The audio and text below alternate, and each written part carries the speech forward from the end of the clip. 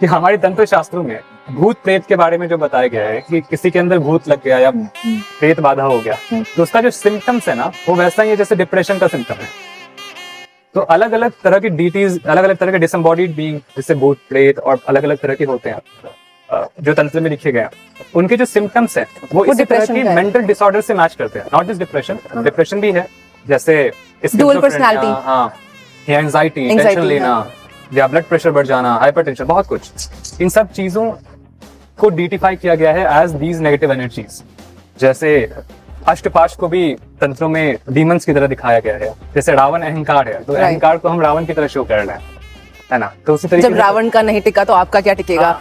हम अपने day to day life में बोलते हैं, हाँ, तो इतना अहंकारी मत बनो। हाँ, राइट। जितने हमारे वॉइसेस है ना, उन सबको हमारे शास्त्रों में, हमारे स्क्रिप्चर्स में एज कैरेक्टर्स दिखाया गया है कि ये कैरेक्टर से जो विलन होते हैं और उनको हमें हराना है। और राम हमारी आत्मा है, हमारी आत्मा ने हमारे अहंकार को हरा दिया, है ना।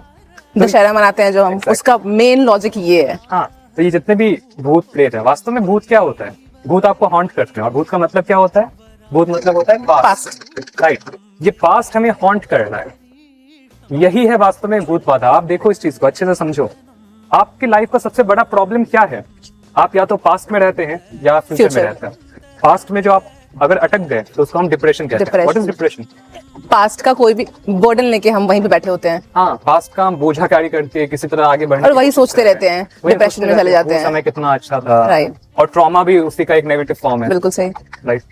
और फिर हम जब हमारा पास्ट जो बहुत अच्छा था, फॉर एग्जांपल, वो हमारे प्रेजेंट से मैच नहीं कर रहा है और वो वापस भी नहीं आ सकता है, तो हम डिप्रेस हो जाते हैं।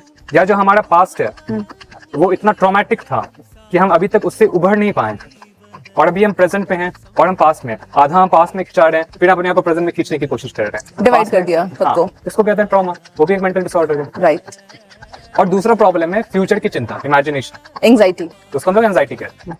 एंजाइटी का मतलब होता है कि एक ऐसे भविष्य की कल्पना करना जो अभी तक हुआ ही नहीं है, और उसको बहुत नेगेटिव वे में कल्पना करना।